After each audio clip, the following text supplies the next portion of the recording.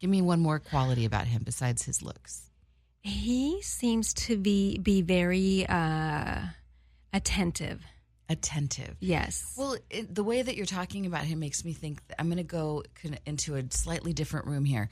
So there's the anima and the anima. So they say that there's not anima, by the way, for anybody who's listening. So really there's a masculine soul. It's believed there's a masculine soul within every woman and a feminine soul within every man.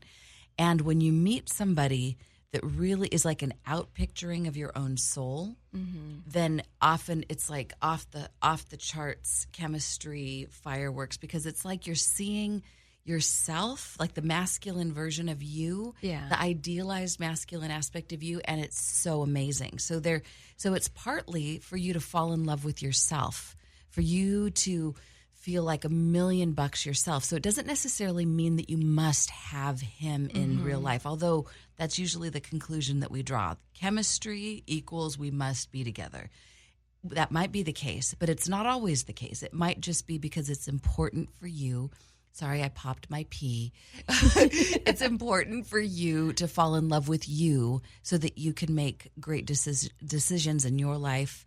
So if you're going to not go to sleep and like only 15 minutes before getting your kid, it's like, so your self-esteem is pumped up for whatever it is you need to do. So sensual dreams, sex is a metaphor for joining intimately with the qualities of the person that you dreamt about. And so in this case, it seems like it's really lighting you up. I mean, it's like it's getting hot in here. I got to take off my clothes. And it's like, but this is great. So it leaves you empowered.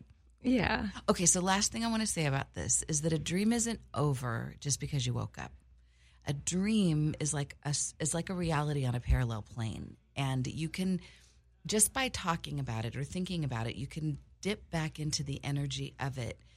And especially if it's going to empower you or have you feel so good, then it's yours for the taking, as if you can, it's like a smorgasbord, then you can eat as much as you want.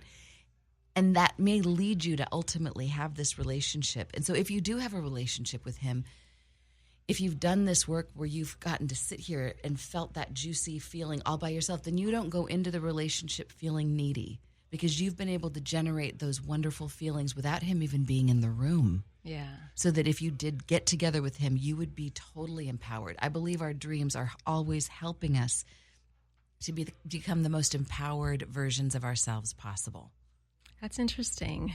It's really good. I think she likes it. She's sparkling, and you all can see her.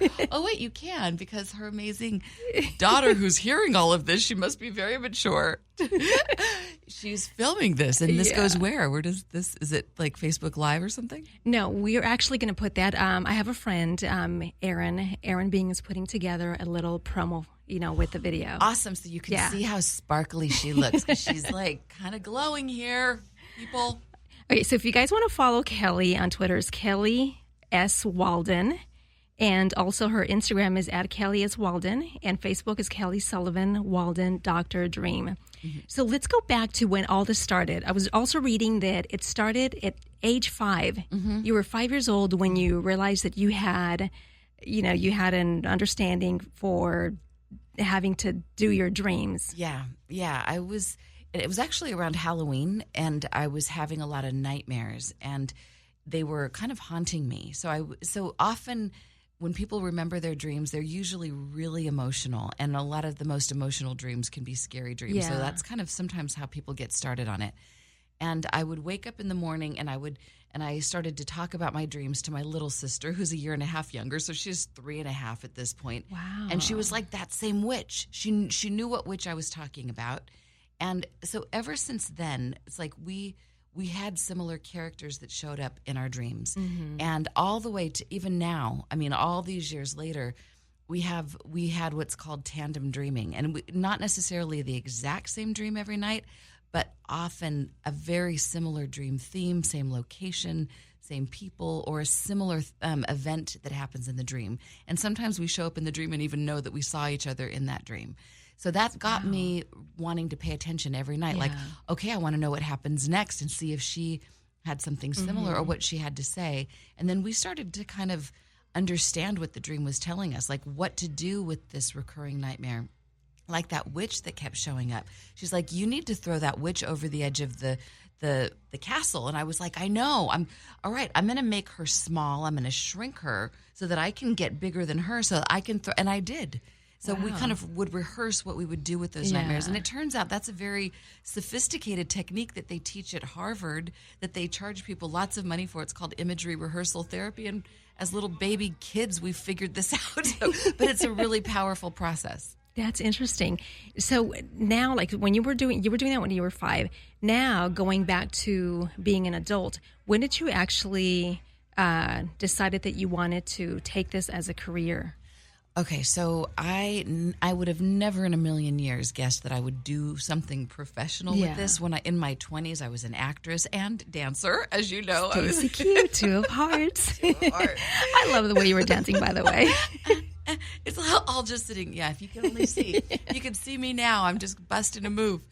So it was like showbiz for me. And okay, so let me just do this. Before my 20s, I was totally an introspective person. My dreams made me aware of the fact that there was a rich inner life. I actually thought I was going to be a nun because I loved to pray. I loved what happened when I would close my eyes and have like this reverie with spirit, with God.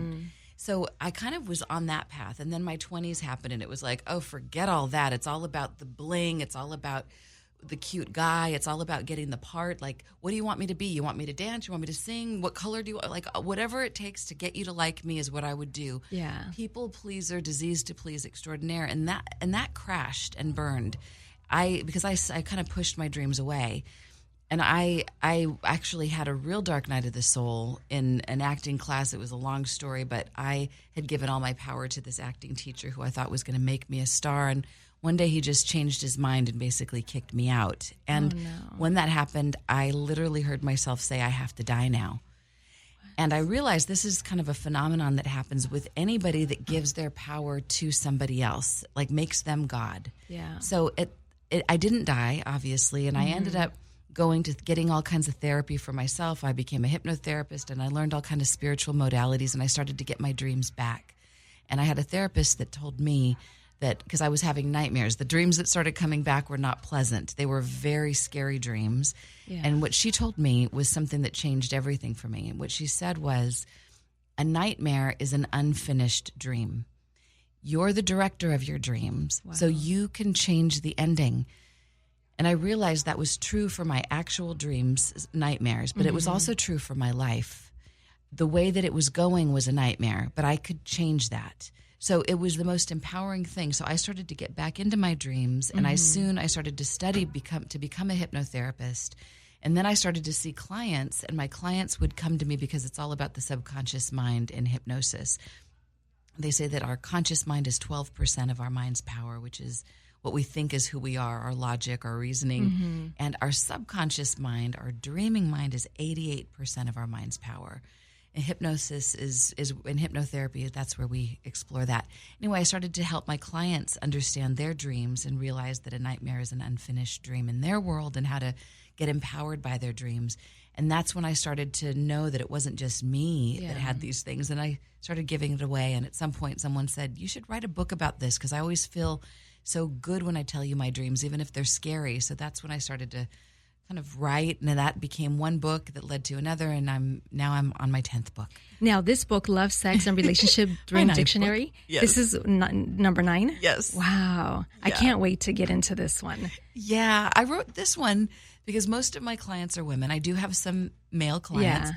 Well, but it seems like a lot of the women that I know and that I work with, we talk about relationships. It's almost the first thing that we'll talk about. So, did he call? What did he say? Or what are you going to wear? Yeah. Oh, my God. So, a lot of the dreams that we have are very relational and sexual. And a lot of men have sexual dreams as well. They tend to mean different things. We could talk about that later. But I wrote this because I realized that I already wrote a dream dictionary that was it's called I Had the Strangest Dream, the Dreamer's Dictionary for the 21st Century. And it addresses dream symbols in some way kind of generically. But I wanted to look at dreams through the steamy lens of love, sex, and relationships, so that we could really see how our dreams are helping us to be more empowered in our relationships. Yes. Like the dream that you had. Hopefully that'll help you in whether you get together with this guy literally or if it just makes you a more empowered person in whatever your relationship is. So where can they find these books at? They're wherever books are sold. A like lot of people, Amazon, Barnes and Noble, and there's you can buy them at your local bookstore, or if you have like a brick and mortar bookstore, go there. If there's a mom and pop bookstore, order it there. They can all get it. If it's not already in stock, they can get it. But of course, most people will go to Amazon, and that's great. It'll come. It's in hardback, so it's really pretty. It's the first hardback book I've had in a while. My very first book that came out was a hardback. And so it's kind of fun to have. This one's very pretty. Like this, the Love, Sex, and Relationship Dream Dictionary is so beautiful. It's red. Red's my favorite color. Oh. Now, I want to go back to when you were talking about men, because I do have a lot of men that listen to my show. Awesome. And one of them specifically had mentioned to me, because I keep in touch with a lot of my listeners through Facebook. They message me. One of my listeners, Jake, said that he had a dream with his, I think he said college sweetheart or somebody, and he said it was the craziest thing because it was like very real how they just went back together, and it was like very steamy sex. Like, what does that represent for somebody like him? Right. So a lot of times anything that's related to an ex, usually the relationship ended for a reason, and often it leaves people. Almost everybody's ex. I love that song, X's and O's. Maybe that's a song we can use to go in and out here. But there's unfinished business. Usually it's rare when a relationship ends perfectly. So you usually get into a relationship because you're in a deep resonance. You really love that person, and you open your heart so big, and it ends not in the most pleasant way. So often our dreams will help take us back to the scene of the crime or the scene of the love, so that you can put the pieces of yourself back together back then. I always say X marks the spot. It take like an X, EX, is like an important part of your soul's growth. And in some way, it's like when we break up or have any kind of trauma or any kind of sadness or heartbreak, there's kind of like pieces of ourselves that are left behind, and it's kind of like we're gathering the pieces so that we can put that back together. I've dreamt a lot. One of my most recurring dreams is about an ex, and I was like, why do I keep dreaming about this person? I mean, they're usually kind of juicy, like it sounds like Jake's dream is. Yeah. And I realized there's a part of me, I liked who I was back then. I was innocent, I was carefree, and I'm more adult now. And I think there's some part of our psyche that might want us to go back and reclaim some of that innocence or some of that sexuality or that aliveness, and so that we can recapture it and bring it back into our lives today.